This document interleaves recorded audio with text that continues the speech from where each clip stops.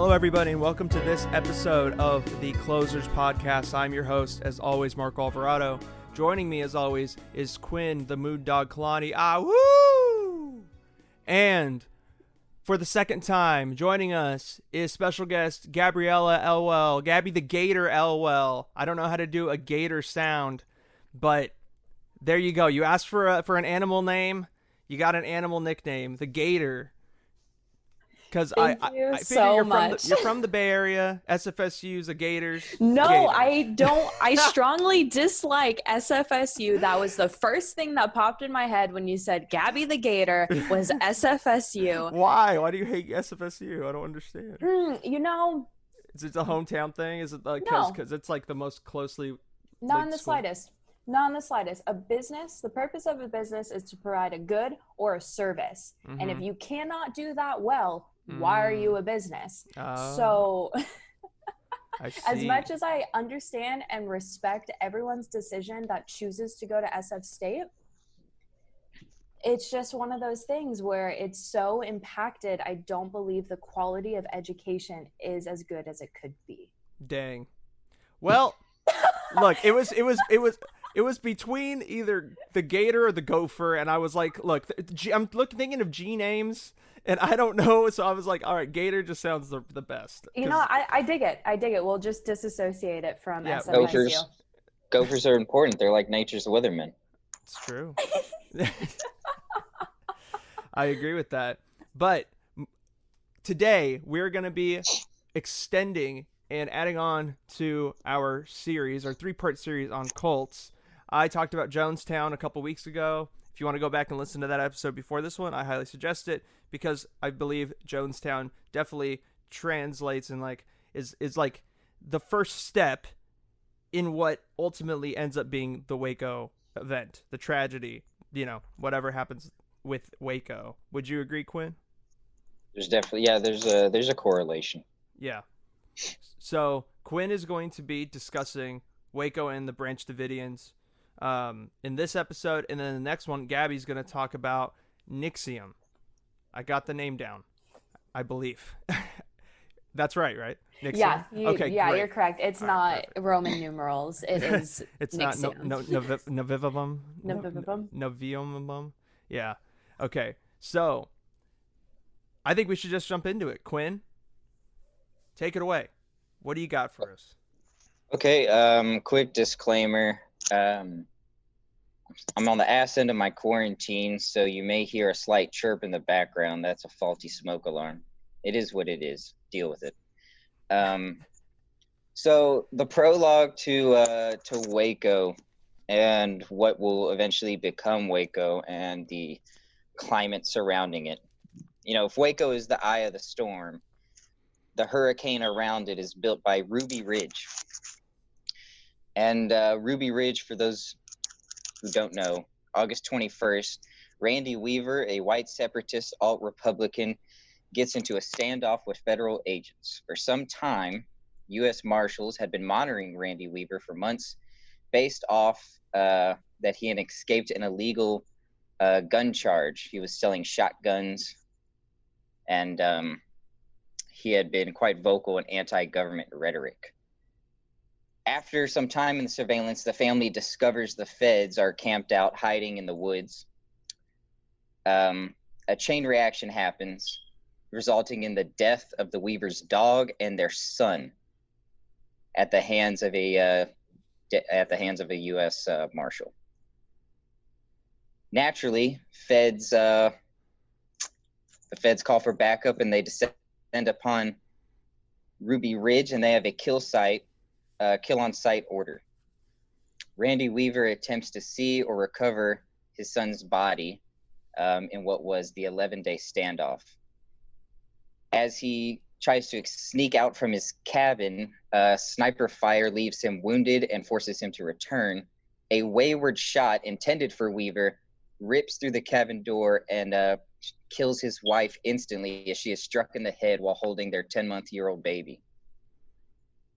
At the time, no one outside the cabin is aware Randy Weaver's wife has been killed. Negotiators attempting to reach the Weaver family are unknowingly escalating the situation by talking with a dead woman. Media converges on the mountain. The local population, who admit Weaver is a white nationalist, join the media as adversaries to the FBI as an extension of right-wing extremists. After 11 days, FBI negotiators bring in Bo Greitz, a former Republican presidential candidate who sympathizes with the Weaver family, to convince Randy Weaver to concede on the promise that they will expose what the government did to his wife and son. This begins a sort of rallying cry for the radical right against an overreaching government. And in truth, it's not unwarranted regardless of anyone's political views. Most would concede that regardless of crimes committed, if someone is not actively endangering others, then they do not deserve to be met with sniper fire on a government-authorized kill order. Public response on the whole is against the FBI and the ATF, alcohol, tobacco, firearms, who are accused of covering up their failings. This is the tee up for the alt-right, the don't tread on me attitude that carries over to Waco. It should be noted, as a result of Ruby Ridge, many federal officials were demoted, including the second in command and the whole of the FBI. One was sent to jail, and the Weaver family was awarded a $3 million lawsuit against the FBI. Dang. And the ATF itself is facing immense political scrutiny and defunding, federal defunding. At this time? At this time. Okay. So that sets the tone for Waco. Right.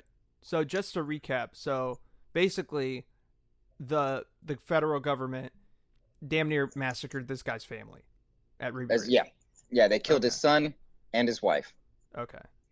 Now, you know, Randy Weaver did fire back.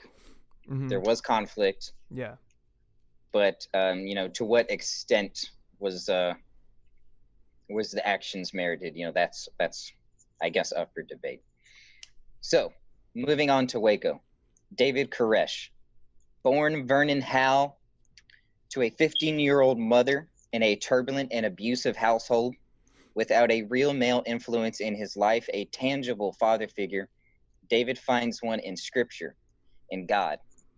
By age 14, then Vernon Howell had memorized the entire New Testament. By age 18, he had memorized the Old Testament, and he did this all with dyslexia. Dang. Yeah. That's impressive. So he was a incredibly driven individual, and he was highly intelligent. Was he? Do you know if he was considered an outcast in high school or like? Yeah. He was frequently bullied. He was enrolled in special education courses. Oh, okay. He was often the butt of several jokes.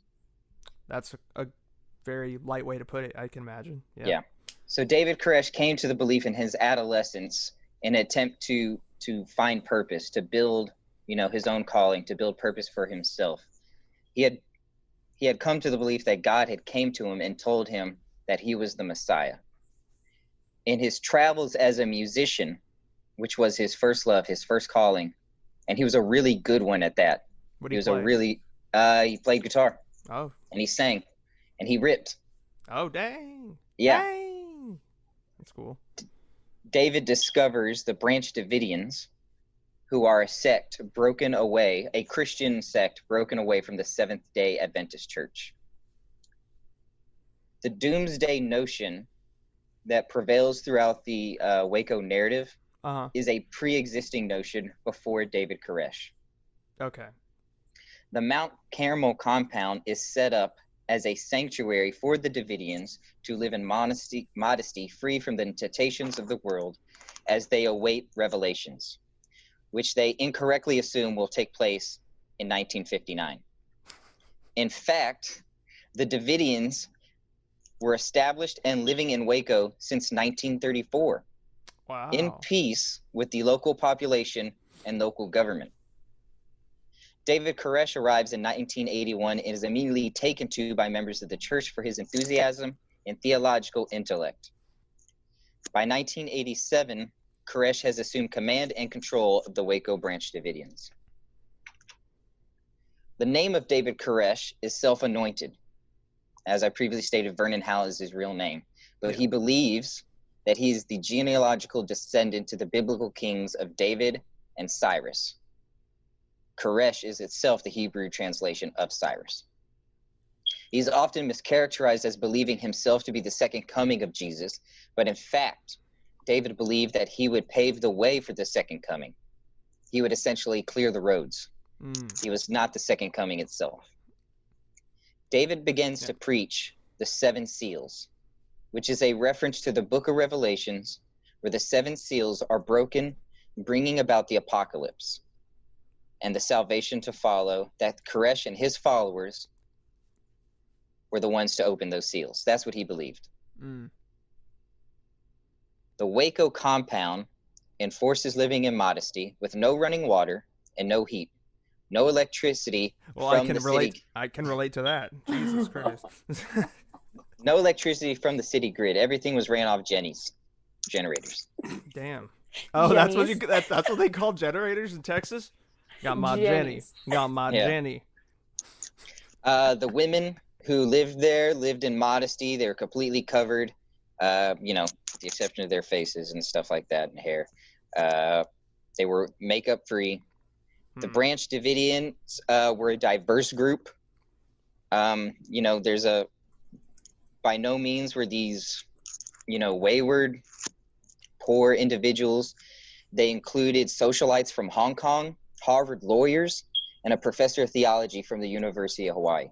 Damn it, University of Hawaii. It's always Hawaii. It's always Hawaii. When Koresh assumed leadership, he assumed complete control, enforcing such rules as no dairy for adults, no processed sugar or flour, celibacy amongst even married couples. What's wrong with that? Yeah, I know, yeah. Reprimanding people for drinking milk. It's not good for you? It's true, it's not good for you. I'll get to why Koresh wanted the celibacy amongst married couples. There's a bit of a sinister undertone to that. I agree with that. I think we're overpopulated already. We shouldn't allow for people to engage in intercourse anymore. We've moved past that need, I think. So, I mean, so far he sounds like a great guy to me, but we'll see what happens. I can imagine things change. Members of the Branch Davidians, followers of Koresh, speak freely. It's encouraged, some would joke even, that we are in a cult, that we are a cult. It was a running gag there at the Mount Carmel compound. Koresh himself was in on the joke. Well, yeah, I mean, yeah. But he would flip it. He would often tell them if they were indeed a cult, knowing the implications of that, he would cite scripture and often, draw metaphors and comparisons saying, Jesus started with 12 followers. How is that not a cult? He sees the only difference between a cult and a religion as time to gestate. That's the only difference he sees in it. Believing that they were preparing for the end times, as they always had, all members of the Branch Davidians sacrifice all forms of authority to David Koresh, who they believe to be, the harbinger of the second coming of Christ, including the disciplining of children and adults. It should be noted that no one was mandated or required to stay, as folks left with Koresh's blessing whenever they wanted out. Isn't that how all cults are, though? They all say that.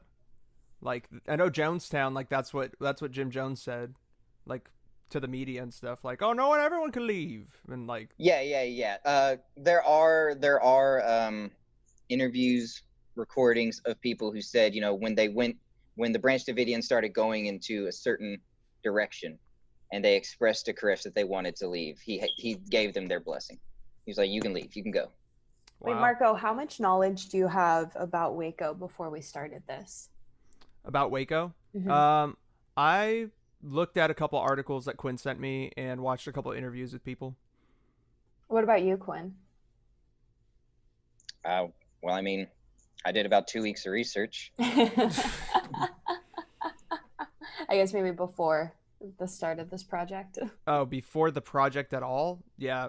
I watched like a documentary on Timothy McVeigh, who was like the Oklahoma City bomber, I believe, and he was directly inspired by the Waco tragedy, or the Waco. In his opinion, it was a tragedy. So like, Yeah, that's like, I had known of it. I think most people do know of it. But I mean, I wasn't aware of the details or the nitty gritty. I imagine most folks aren't. What about you? Yeah, no, I don't have too much knowledge. I'm kind of coming into this blind, so my jaw is dropping quite often during this. That's great. That's good. I think that's a great thing. Professor Quinn. Professor Quinn. He used to teach jazz at CRC, and now look at him. He's teaching us. All right, onward. Within the compound, genders are dormed separately, and they are not allowed to venture into other parts of the compound, meaning men cannot go to female dormitories and vice versa, with the exception of David Koresh. The compound itself had a gym, a kitchen, and an emergency shelter, all built and continually added upon by the Branch Davidions, solidifying their sense of community, purpose, and belonging to the compound itself. In this time, Koresh had fathered 12 children with several different women in the sect, believing his children would grow to lead humanity through the apocalypse after his death. He had prophesied that he would die in the conflict. He didn't know that it was going to be between the Feds and the Branch Davidians. But in the final conflict that he had prophesied, he believed he was going to die. He thought it was his duty, his purpose to die in that conflict. So not only is he Jesus, but he's also Nostradamus. This guy's doing it all. This is crazy. It's a little creepy. That is very creepy. He was anointed by the papers as the sinful Messiah, and it was something that he agreed with. It separated him with Jesus, as Jesus is without sin. This allowed Koresh to relate with members of his group on a human level. Koresh would understand why men and women would be tempted with alcohol, with drugs, with sex, etc.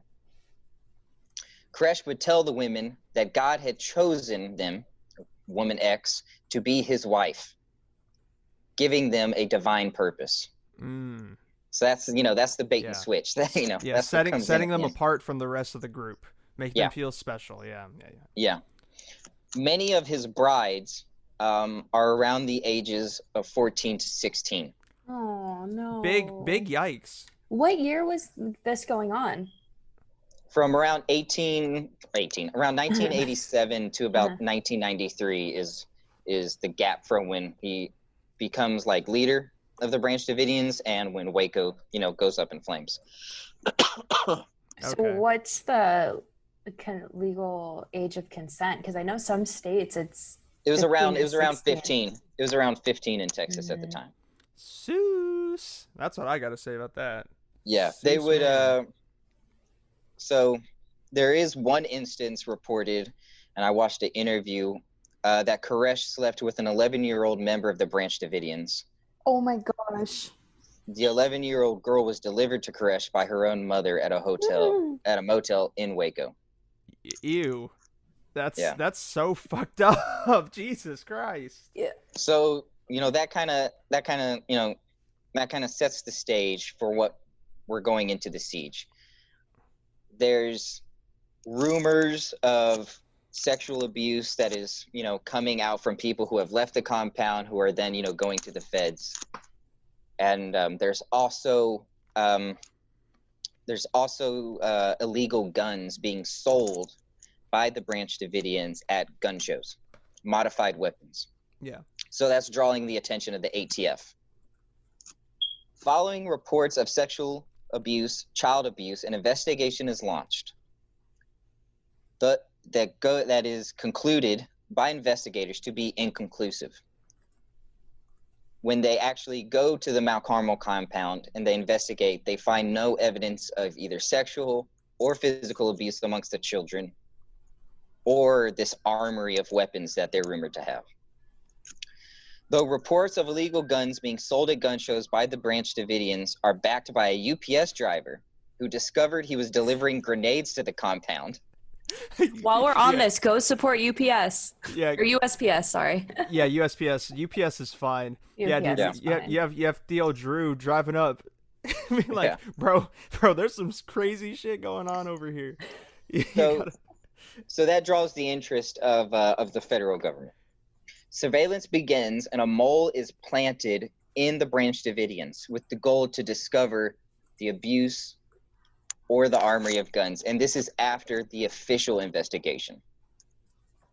So after the official investigation is found to be inconclusive, they go and they plant a mole in the Branch Davidians. Mm. But David Koresh is no fool. He knew from the very moment that this man was a FBI plant. When the feds, it was David Koresh's goal to try to convert him. Wow. So that was his hope. So basically, it was just super easy to see. It's like, okay, obviously this guy just shows up out of nowhere. After we've been investigated. Yeah. Like, so I mean, they live out in the boonies. They live out in the middle of nowhere. Yeah. There's no real reason for 3 middle-aged men to move into a dilapidated house across the street. Yeah, red flags. That's a huge flag. Yeah. In fact, when they moved in across the street, David and 2 of his followers ordered a pizza and brought beer to them. So they knew instantly. They were just like, they knew instantly, all full right. well. I mean, and just call back from earlier, the people here were not fools. They were highly intelligent. They were Harvard lawyers. They were professors. They come from wealthy. Some of them came from really wealthy backgrounds. Yeah. That does not mean they have common sense. It's true. Unfortunately. It's true. Yeah. Wisdom and smarts are not the same thing. Wisdom and intelligence, Marco. Yes. What she said. So everything, so even the mole who goes there every day, who prays with him, who sits through David Koresh's 19-hour sermons. 19 hours? 19-hour That's child's play, man. 19-hour sermons. The longest one. Mr. Blockhead had 24-hour ones. Well, wait. The longest one is reported to be 33 hours. People fell asleep in the middle of the sermon. Did they get beaten or in trouble if they were to fall asleep like that? I wouldn't be surprised. Well, there are those within the Branch Davidians who say that, beatings did take place either with a switch or with a paddle. And there are those who contend that none of that ever happened. Mm. So whether they were whether they're defenders to this day of David Koresh, I don't know. But Interesting. There's contention within the Branch Davidians about the details of what happened in the Mount Carmel compound. But did David Koresh make his followers box each other like Mr. Blockhead did? Because was he creative, or did he do something else? Did he have him do MMA or No, so wrestle a bear or something? There was a statement that wasn't verified, but there was a statement from a former Branch Davidian who said that the boys were made to fight each other. Oh, okay. Up to a certain age, and then they were just given regular jobs and stuff. So their job before turning 13, it's all right, your job is to entertain us, fight. Beat the shit out of each other. What? According to them, it wasn't so much entertainment as it was preparing themselves for the apocalypse. For the final conflict. For the final conflict. That's the driving goal, Yeah. Gotcha. So anyway, the FBI plant finds nothing. Surveillance results in nothing. The ATF is money's just going down the drain as they surveillance these people and blah, blah, blah, blah, blah. So they decided they're going to make a move. They acquire a search and seizure warrant, and when they arrive, they do so in force and numbers. It is disputed who shot first. Feds say that it was the Branch Davidians. The Branch Davidians say it was the agents. FBI and ATF agents now disassociated with the federales claim they shot first, killing the Davidian dogs that triggered the gunfight that resulted in the death of 5 branch Davidians and 4 federal agents. The ATF had the assistance of the DOA, the DOD, and the National Guard after they perpetuated the belief that the branch Davidians were producing and selling methamphetamines. Though I love methamphetamines. It's my favorite. Yeah, though there was no evidential proof of this. Along with the casualties of the initial raid, David Koresh himself was shot twice, in the hand and in the stomach. Ooh. It should be noted that the casualties of the Davidians were killed from multiple angles, meaning it wasn't just, straight on. One individual was killed from a helicopter that shot down into the building through the roof. Also in the initial raid, an emergency phone call can be found, via the internet, from inside the compound by a Davidian, and a Harvard lawyer, Wayne Martin. He calls the local police and pleads with them, "That's them shooting, that's not us." He also states empirically that they have women and children inside. And this is all public record. You can look this up. This is public record. Okay. You can find the audio recording of Wayne Martin calling the police. Okay. The local town sheriff would negotiate the initial ceasefire. Not the FBI, not the ATF, not the Federals, or the Branch Davidians. It was a local town sheriff who had a good relationship with the Branch Davidians. Apparently, in the initial raid, a cameraman had captured the who shot first mystery, though it is believed that the tape was confiscated by the Federals. In a retroactive report in 1999, psychiatrist Alan Stone describes the initial conflict as such. The violent tendencies of a dangerous cult can be classified in 2 general categories: defensive violence and offensive violence. Defensive violence is utilized by cults to defend a compound or enclave that was created specifically to eliminate most contact with the dominant culture. The 1993 clash in Waco is an illustration of such defensive violence. History has shown that groups that seek to withdraw from the dominant culture seldom act on their beliefs that the end time has come unless provoked. I mean, just going off of what I know from, the People's Temple, Jim Jones and his inner circle definitely believed that they were being provoked when the Congress people and news media came to interview people and see if everything was going okay. That was the trigger for them to be like, okay, we're being provoked, we need to go. And their response was different than the Branch Davidians, but I see what this person's trying to say.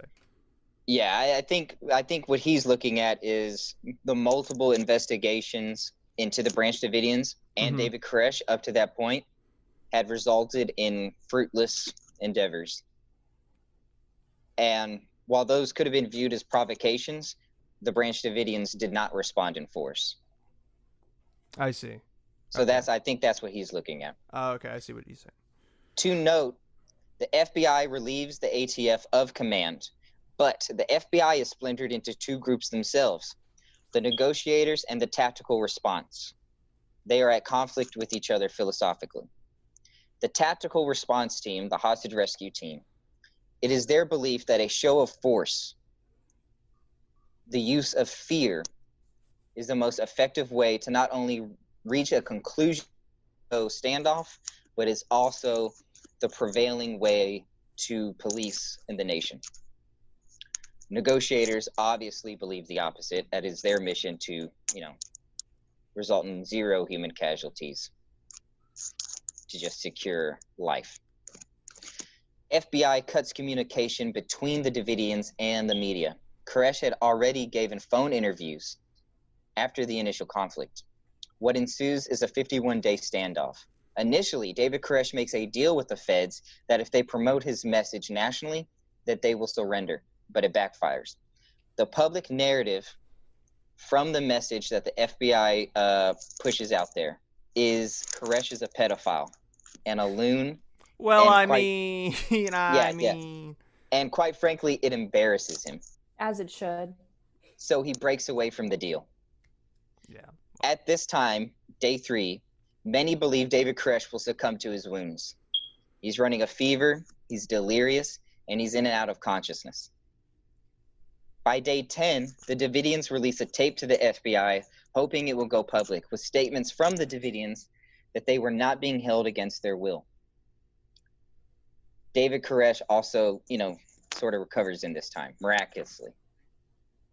And what I think is probably one of the coolest things anyone could ever say to anyone, when speaking to FBI negotiator Gary Noesner asks David Koresh how to pronounce his name.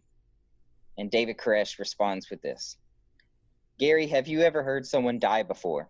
Gary says, yes, I have. Then you say my name like the last breath of a dying man, like a death whistle. And then he goes, Koresh. How is that cool? That's dorky as fuck. That was one of the dorkiest things I've ever heard anybody say. No. In the moment, it was a hardcore thing to say. to the FBI negotiator, to the top dog. I mean, I can see that's a pretty gangster thing to say, in my opinion. To a degree, I can understand the sentiment, but it's just like, really, Koresh, like, really? Why do you need the shh? Why do you need that? Just Koresh, like, because short to the point. Because it's a death whistle. Oh, it's a whistle. Oh, he was trying to imitate a whistle. Yeah, he says you say his last name like a death whistle. Well, yeah, I know, but like, okay. The last breath of a dying man. Yeah. Okay. All right. So in this time, backup is brought in, including tanks and other military-grade vehicles. At some point between here and day 25, the women of Mount Carmel stopped producing breast milk to feed their infants, to which there are many. Wait, what? Wait, how? What? Apparently, according to the series I watched and to some interviews that I listened to, it was stress-induced. Oh, no one was they were eating MREs. Yeah. So the women weren't ingesting the nutrients they needed. Stress was understandably at an all-time high. Yeah, I get that. So then just physically they couldn't. Okay. Yeah, physically they couldn't. Okay. I thought for some reason they like just were like, no, we're done. They just turned the switch. Well, no, not that they turned the switch. I don't think you can just do that, but that they're like, all right, we're not going to breastfeed anymore. Like they just made the decision not to do that. No. Okay. So Davidians and negotiators work together, and milk is sent to the Davidions for the infants, only for the power to be cut off for the compound, allowing the milk to turn sour. Oh, no. And this was within a day later. That sucks. So they give them what they want, and then they take it right out from under them. The decision to cut off the power was by the tactical side of the FBI and serves as one example of how they were consistently undercutting the negotiators. In this time, Tactical had also been recorded harassing the Davidions inside verbally, as well as mooning them. What? Yeah. We love a good moon. Yeah. Koresh makes a full recovery from his wounds. Day 17. The FBI authorizes the use of PSYOPs against the advice of their own negotiators. PSYOPs basically stands for psychological torture. This included shining beams of light through the windows for 24 hours, playing loud music for 24 hours, and audio that included the slaughtering of animals. Oh, no. I.e. rabbits. They just have that on hand, just like they would play files of like rabbits dying. They would play for 24 hours the audio of rabbits and sheep and animals being slaughtered. And then music. So they would like transition from like Paul Simon into like a rabbit's getting its head chopped off. Like it would just like go like basically. That. Were they the fed rabbit? Mm-hmm. Did they eat rabbit? I mean, I don't know. I'm sure, but I have no idea. It's just like a thing of like you just hear this little animal. Well, like, I mean, you were listening to animals scream. If you kill an animal, a scream. Yes, it's true. Not that I would know, but I'm just saying. Right. Yeah. So it also should be noted that during the first 25 days of the siege, 19 children were released from the compound into FBI custody. 11 more folks would be released, those being adults. As time progressed, the FBI feared Koresh would invoke mass suicide, similar to Jonestown. Hey. Despite several verified denials from Koresh to do this. It could be argued rather justifiably that the FBI tactics galvanized the belief of the Davidions. They viewed all of this as their final test. They believed that they could achieve salvation through suffering. The psyops, the shootout, all of this was, this is the final fight that David Koresh had prophesied. They believe this is the end times, and, what comes after this is, salvation. By day 40, Koresh offers the surrender of Mount Carmel in exchange for the publication of his manuscript. Meticulous and manic, the FBI, after a week of waiting for the manuscript, go to director Janet Reno and say, without evidence, that empirically children were being sexually and physically abused during the siege. They request the use of CS gas, a chemical compound banned by the Geneva Convention.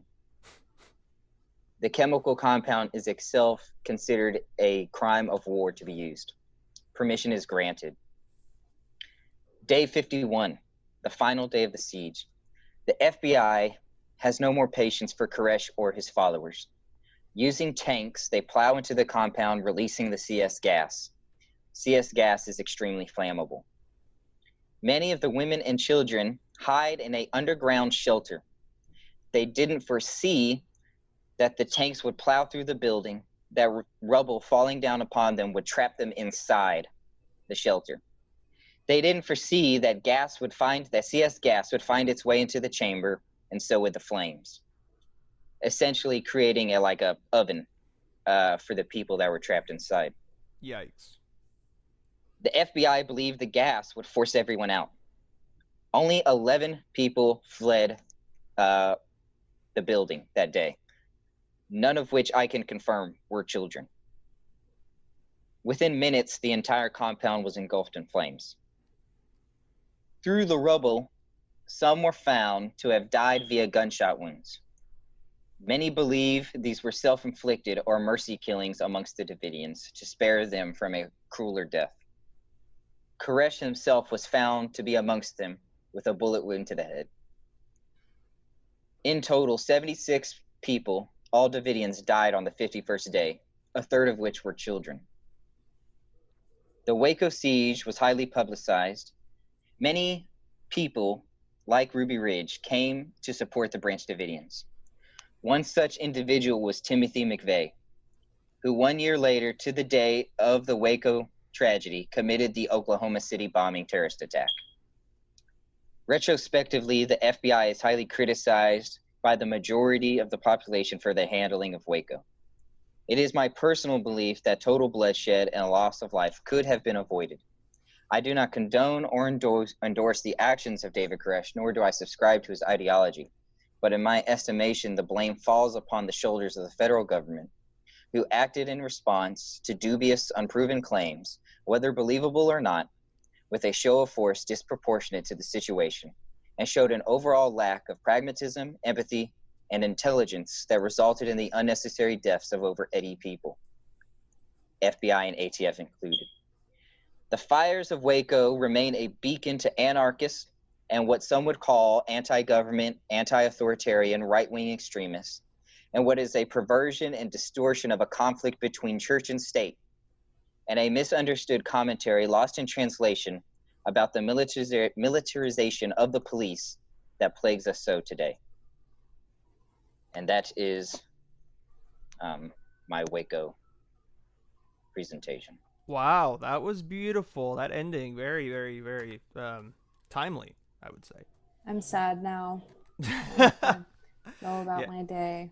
Yeah, that's fucking sad. Jesus Christ. Well, I guess that goes back to the conversation we were having, that you brought up, Quinn, on the Jonestown episode, where it's like, what is a cult, and like how that one quote that you used, where they were like. But David Koresh says the only difference between a cult and a religion is time. Yeah. I found that to be very profound. I did too, because it's like, I mean, there's so many examples of this, even like very, very recent religions that are considered religions to this day, like Scientology and Mormonism. Like, they were considered in the start as a cult, and it grew to become something more than that. So yeah. I mean, I understand the sentiment, and I mean, well, Koresh would often liken it. He would say, Jesus Christ and his apostles were a cult considered by the Romans. It's true. Yeah. I mean, that's why he was killed, because he was a cult leader. Yeah. He very played it as, the dominant culture versus the minority culture. Yeah. So very, very interesting. Above all, supremely tragic. I mean, I don't think anyone with, a brain between their ears is sympathetic towards David Koresh. Yeah. But for his followers, and particularly the children, the 26 children that were, baked in an oven. Doesn't sound too fun. That's really quite monstrous. Yeah. And it is my opinion, that the fault lies where the majority of the power lies. And I believe the FBI had more power than they let on. So what happened after Waco in terms of like policies or any sort of like I guess at the time due to the narrative, due to cutting off the Branch Davidians from the media, overall sentiment is that David Koresh was a fucking lunatic and a pedophile, and then all of his followers were lunatics and pedophiles, and they deserved to die. Around 3/4 of the country was in favor of how the FBI acted at the time. Retroactively today, it's the inverse. 3/4 of the country feels they overreached. Yeah. I think it really serves as a prologue, specifically considering the militarization of the police, domestic response to criminality. Yeah. It is interesting, like taking everything that I researched about Jonestown and the People's Temple and like putting it up against what happened in Waco, and how at the end of that episode I stated that how the government acted towards the People's Temple, how they didn't do anything. They literally couldn't have cared less that everybody left, that over close to 1,000 people left to go to South America. I think because of that event, it totally, they just swung in the overreaction. They overreacted to any sort of evidence of cult activity. And, even when they were relatively, in comparison to the People's Temple, relatively peaceful. This is also a time when America as a whole is cracking down on crime. Clinton is coming into office. Yeah. A crime bill is right around the corner. Policing itself, on the whole, is becoming more strict. Yeah. So. That's true. Yeah. A lot of authority. You have to, you know, flexing the authority was very much the flavor of the day in the 90s, it seemed. Yeah. Yeah. And it's interesting considering today, how in the 90s, these anti-authoritarian, anti-police, figures are considered right-wing extremists. They're racist, many of which, fit that bill. But many of those feelings today are prevailing amongst people on both sides of the aisle politically. In terms of like anti-authoritarianism, anti-militarization of the police, government overreach. Yeah.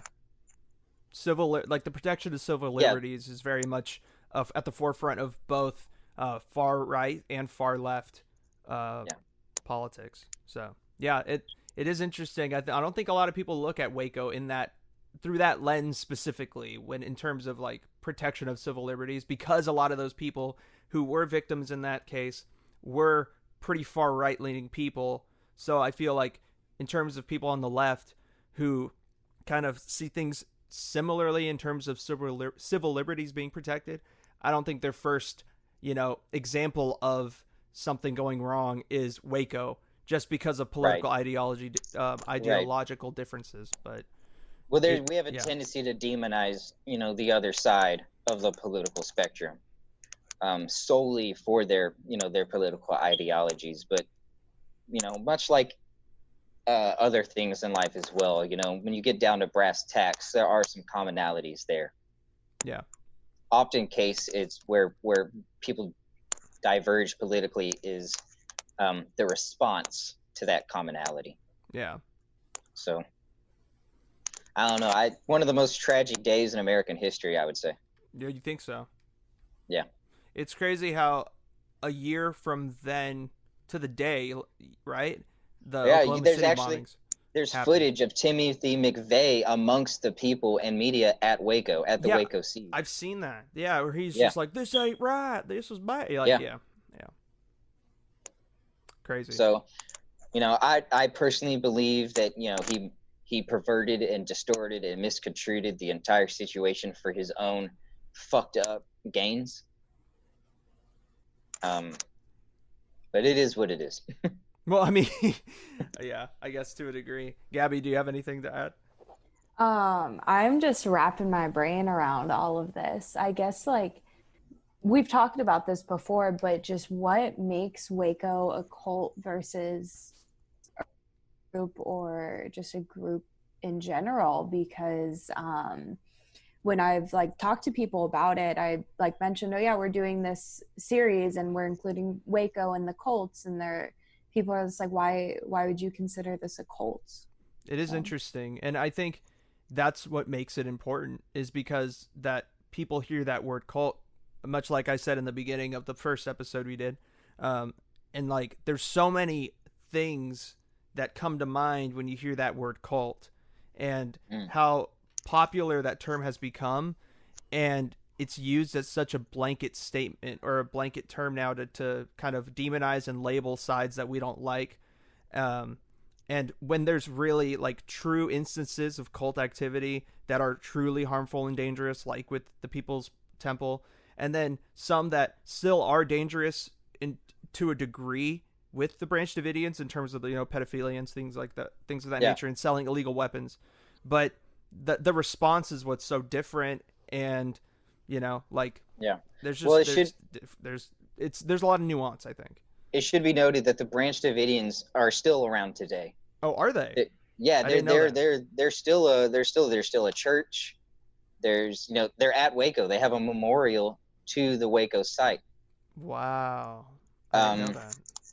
Yeah. So the Branch Davidians is still a living sect of the Seventh-day Adventist Church. So take that for what you will. That's interesting. And they haven't been fucked with at all since. No. Yeah, I mean, then there you go. I mean, that just goes to show you, with what Gabby's saying, is it a cult? Was it a cult? I don't know. It's interesting. I find America to be one of the most America is incredibly exclusive when it comes to religion. Yeah. Even accepted religions today are demonized or at the butt of a joke. So, for example, what? Mormonism. Yeah. The Church of Latter-day Saints. Bible thumpers. I would say door-to-door folk. Even going outside of Christianity, Islam is still on its way to being accepted in America. It was used to scare people in the 2000s in order to galvanize American support for the war. Exactly. And now people are like, wait, that's pretty fucked up. We really thought that? We really just it's too just lack of information. Now with the internet, it's so easy to learn about the differences in how Islam has, different sects within it too, just like Christianity.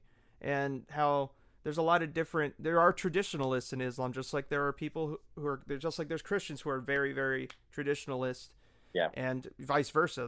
Then you have a different, you have, Habib, who is, a non-extremist, a non-fundamentalist who's Habib Nurmagomedov, right? The MMA. So who's a worldly, a worldly individual. Mm-hmm. And you have fundamentalists, but you have fundamentalists in Christianity and exactly Judaism as well. Yeah. So, if anything, Waco is an example of the relationship between church and state, and how muddled that can get. So that is very true, and it's something that still is prevalent to this day. Yeah, in a lot of different it's been ways. Prevalent since the very beginning. Yeah, as much as our founding fathers didn't want it to be a thing. I mean, there's only so much you can prevent in terms of church and state bleeding into each other, unfortunately. But thank you, Quinn. That was really, really insightful and very well put together. You definitely put me to shame, because I rambled on about some things. Like I'm surprised there was no selling of monkeys talked about. There was no chimpanzee mascot. Did they have a mascot? No, but there was one bizarre moment that I hadn't written down. Before David Koresh had assumed leadership of the Branch Davidions, there was a trial for the role of leadership between the former leader, whose name I forget, and David Koresh. And the test was who could reanimate a corpse that had been rotting for 20 years. And so they exhumed this dead body, and they both tried to revive it. And obviously, nothing happened. Nothing happened. And so, in fact, how David Koresh assumed leadership, he took leadership of the Branch Davidians with violence. Oh. Yeah, he took it at the end of a gun, and he went to trial for attempted murder. Oh shit. And he was found to be not guilty. And in fact, he was so charismatic in the courtroom, the jurors hugged him afterwards. Oh my gosh. All the people that we talk about, these leaders, you will always hear them being described as charismatic. Oh yeah, very charismatic. Always. Really great in front of a crowd. He was super charismatic. There was one moment in the siege where they finally get the generator to come back on. The Jenny. Yeah. And David Koresh decides he's going to plug his guitar into it, and he stands in the window of his compound and just starts jamming out hardcore over all the speakers in front of the FBI as like a sign of protest. Dang, and they're like, man, this guy can really play. We got to get him and L. Ron Hubbard together and join. Yeah, they got to make a band. They got to make a band. Jim Jones actually thought he could sing, and he couldn't sing. But no, this dude could rip. This dude could rip. Oh no, I can imagine he does have some talent. Yeah, he could shred. I mean, he was a very devoted individual. He was devoted very much to music, as much as he was to memorizing scripture. So they wanted to reanimate a corpse, and then he threatened. He assumed the leadership role in the Branch Davidians via a coup, basically. Yeah. And so, okay, I changed my stance. This is a cult, 100%. I say it right now. I'm just kidding. No, it's not. But well, maybe, I don't know. It's arguable. I think David Koresh is a very condemnable figure. Yeah. I think the line that's hard to walk is, where do his followers fall in this? Because you don't want to get into this game of victim blaming when people were cooked inside a fucking tin box. Yeah. I agree with that. So I think with the children, it's a different conversation than with the adults. And with the children, I think that there's no question, but with the adults, that's where it's... These people really believed. They really, truly believed David Koresh was the second coming. There's a 60-minute interview that happened recently in the last few years that's available on YouTube, where one of the survivors who escaped the fire on the final day was an Australian man. Yeah. And he's living in Australia currently. 60 Minutes Australia is interviewing him. Mm-hmm. And they're like, do you believe David Koresh is going to come back? He's like, yeah. He started crying. He started weeping. He was like, I do. I believe David Koresh is going to come back and bring about the salvation of humanity. Well, These people like, were like tuned in, man, to this guy's. Wow. Heaven's Gate was like this too with Applegate or Apple. That was last name Applewhite. Applewhite. Yeah. They were like this with him as well. They thought he was sent down to recruit this group of people, but unfortunately all of this is unfortunate, but they all killed themselves at the end of it. But almost in a more, I guess, positive light. I wouldn't call it positive, but yeah, I don't know much about that situation, but I'll take your word for it. More positive. Well, no. Okay, so I paused because I was trying to put together the words I was thinking of. Understand. It's because they did not consider it as suicide. They thought of it as, I'm leaving my body to continue on with my soul. Yeah. When Halley's Comet came around. So it's interesting how these leaders get seen as very godlike. Mm-hmm. Yeah, they're able to position themselves to be above just the common man. Yeah. I mean, the FBI and the Federals, they kind of they added fuel to this, to this self-fulfilling prophecy of David Koresh. Their response is what triggered they're like, oh my God, it's finally happening. They were almost enthusiastic about it. They really believed. They were like, oh, this is it, man. This is it. Yes. And then, we're gonna die. It was yes until it wasn't anymore. That's interesting, like, thinking about it, because it's, so going back to that statement that he made about the difference between a cult and religion is just time. Mm-hmm. So pretty much this group was already involved in the religion, and he just came in and took advantage of the vulnerability and the situation of their current belief system. Pretty much. He took the foundation and built upon it to what he wanted. Okay. Yeah, he himself distorted it into something that it originally was not. I mean, they were already kind of like doomsday preppers, but he's the one who turned it into a self-fulfilling prophecy, almost to the point where it was unavoidable. I see. That's crazy.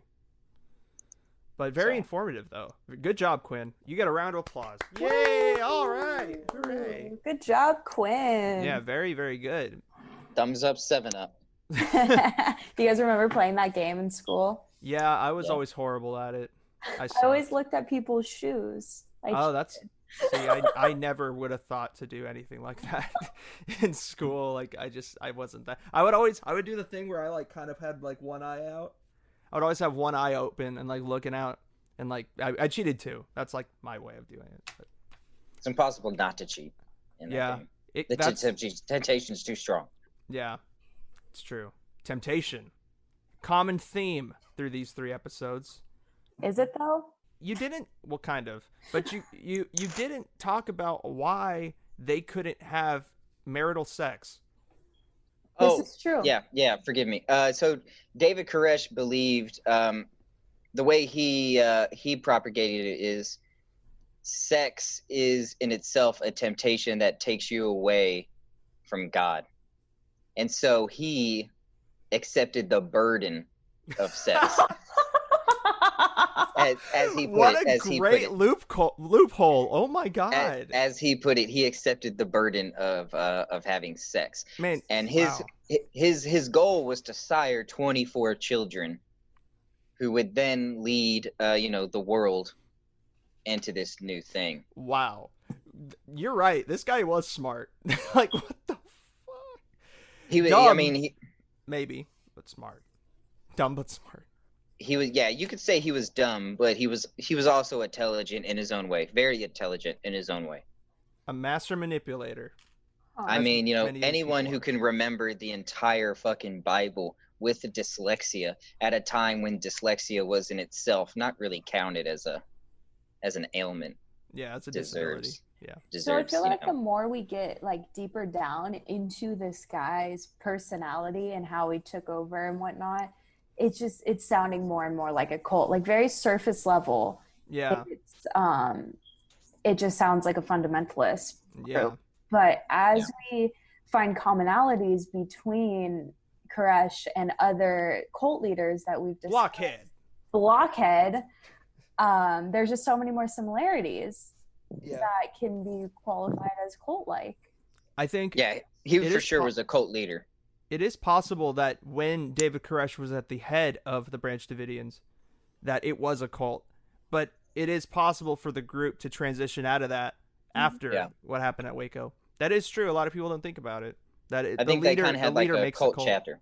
Yeah, they had a chapter in their book of extremism. I see. That's very interesting. Wow. See, we're drawing conclusions from all different angles here. I love it. This is awesome. This is great. Well, I mean, I think that's probably the craziest thing about Waco is that it's not so cut and dry. Yeah. Is that there's lots of nuance to it. There's hella elements. Hella elements. The elements. This is totally this is totally off track, but Gabby, out where you live, do they say hella? Okay, so I think since there's a bunch of, like, I still say hella just from like growing up in the Bay Area, and people definitely pinpoint it and they know. But when I hear other people say hella, I always ask, like, oh, are you from the Bay? And more likely than not, it's a no. So. Wow. I don't, because I know people around here say hella a lot too, like Sacramento area. How do they measure quantities in extreme amount, if not with the word hella? Let's see. Wow.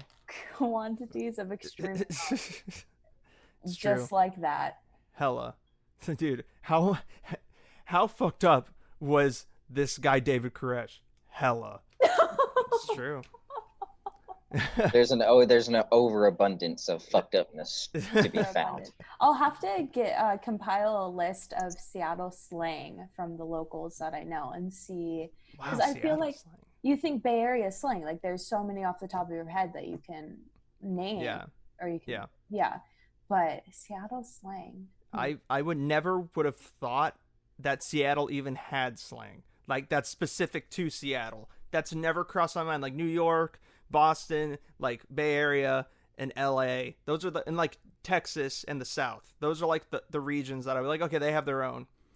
And then like Minnesota with saying like pop instead of soda. Okay. But like I just don't think of the Pacific Northwest as having any sort of slang. That's really interesting. I wonder what they would say. I'll do some digging, and when we talk about NXIVM, we'll find out more. Hey, I'm excited. I'm excited for that, for NXIVM and for the slang. How do you think NXIVM kind of like fits in to the fabric of this conversation of like what is a cult and what isn't? I think it fits in perfectly, but what would you say? NXIVM is more sex related, so there's no deaths. Kind of spoiler alert here, no one dies in NXIVM. Damn, that's so boring. God. Oh, they use a lot of star power and wealth to get where they are, and so it was way more sex related than anything we've talked about. I found out something pretty crazy about NXIVM the other day. Ooh, okay, give us a little taste. Yeah, give us a sneak peek. I found out that members of NXIVM made campaign contributions to Hillary Clinton in her last presidential campaign via Rolling Stone. Wow. That does not surprise me. I don't think anything would have surprised me regarding politics at this point. But that does take that for what you will. Yeah, and everything with what's her name, Ghislaine Maxwell and Jeffrey Epstein coming out. I wonder if there's something there. We'll see. Think they could have been NXIVM plants? Oh, oh fuck!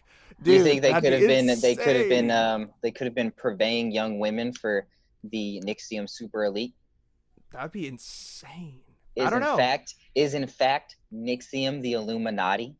Shut up. We're solving here. I guess we're gonna have to just wait to find out till next time on Dragon Ball Z.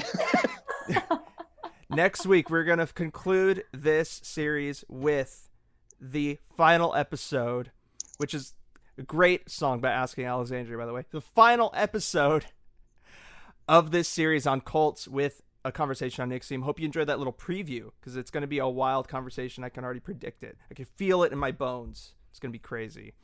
But guys, thank you again for joining me on this show to talk and have a really awesome conversation. I'm really excited for the final episode of this series and for Gabby to take center stage. Finally, I know a lot of people have been waiting for that.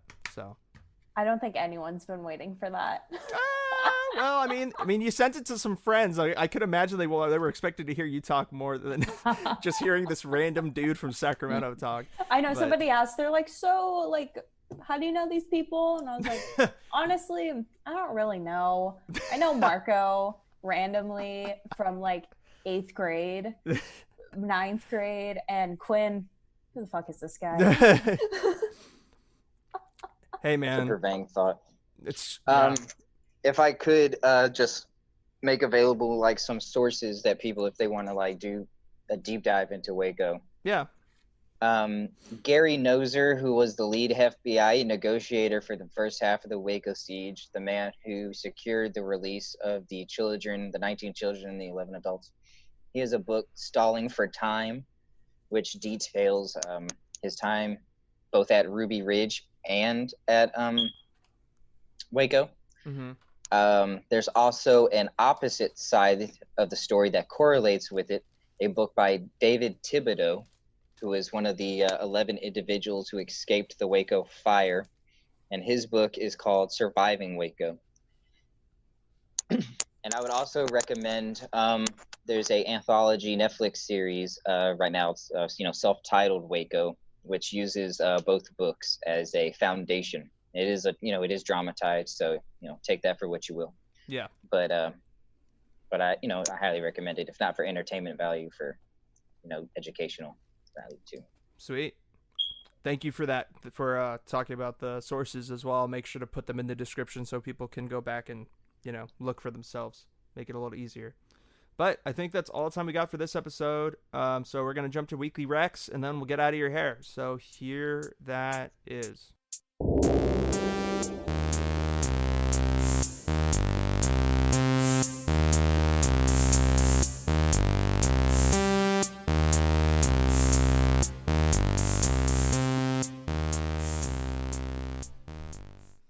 All right, guys. Hope you enjoyed that conversation with the man himself, Quinn the Moondog Kalani, and the specialist of guests, Gabriella Elwell, Gabby the Gator Elwell, as we now call her. Right now, I'm going to jump into Weekly Rex. Quinn is not on this segment for today. We're just running a little bit behind on time, so I'm just going to plug you with some quick recommendations. My first recommendation is an app that I downloaded recently because I've been really bored during this pandemic, during this quarantine, whatever you want to call it. It is called AI Dungeon. I have an Android phone, so it's on Android. I'm pretty sure if it's on Android, it's on iOS too. But what this app is, it's basically like an interactive storyteller app. It's very interesting. The AI within this app is really powerful. Now, there's a free version and there's a paid subscription version of $10 a month, and you get like the upgraded version, like the best version of the AI that like crafts this really intense narrative for you that you can like interact with. It's like a create your own story. Those old Goosebumps books where you like, like, what do you do now? You either go down the hallway or you open the door to your left, right? You have two decisions and you kind of like choose your own adventure, make your own adventure. It's that, but it's like way more in depth. It's super deep, and you can really make anything happen within it. And it's really fun, super time consuming. So if you really have nothing to do and you're kind of a narrative creative person, or if you need help, you want to start writing a story but you don't really know where to start, I've actually found that this is a great way to help you start. Everything's randomized. The beginning of every story, if you go with the stories that are pre-made by the publisher of the app, or the creators of the app, if you go with those stories, those are a little repetitive, but once you start the story, you can take it literally anywhere. For instance, I started as this like noble, like rich person in one story, and my like keep or my fortress was like under attack, and I just like typed in like, it's like, what do you do? It's like, I froze time. It's like, little did the thieves know that you actually are not, along with being a noble who has a ton of money, you also know a lot of magic, and you freeze time, and you kill all the thieves while they're just frozen. It's like, you could do stuff like that, literally anything. The AI, if you're using the free version, isn't as good. So if you get into it, you really enjoy it, or you want to see its full capabilities, there's a free trial that you can do for like 3 days. And no, this episode is not sponsored by AI Dungeon. I wish, but it's not. But yeah, check it out. AI Dungeon is a great, great app. And second and final recommendation for this week is the HBO documentary on NXIVM called The Vow. Now, it is actually a series of documentaries. I believe it's a 6-part series that focuses on NXIVM and Keith Raniere. And, I quite honestly, I have not watched the first episode of this documentary series. It just came out on August 23rd. The first episode was just released, and they're going to release an episode every Sunday until the series is over. So episode 2 is this upcoming Sunday. If you want to catch up on that.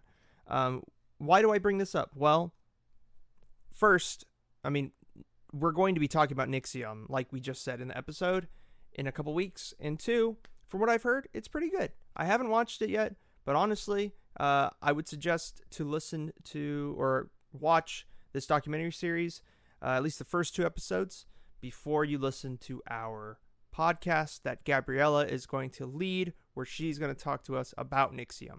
I hope you're excited for that, because that's honestly all I got for you on this segment of the show. Please follow us on Instagram at The Closers Podcast, on Facebook at Closers Podcast, and subscribe to our YouTube channel. We are The Closers Podcast. Share these episodes with your favorite people so we can build a community of favorite people, because wouldn't that just be awesome? Just everyone's favorite person, just like mingling and like meeting each other and stuff. That'd be kind of cool. I would really like to meet people's favorite people. But until then, until that point happens, I will bid you an adieu.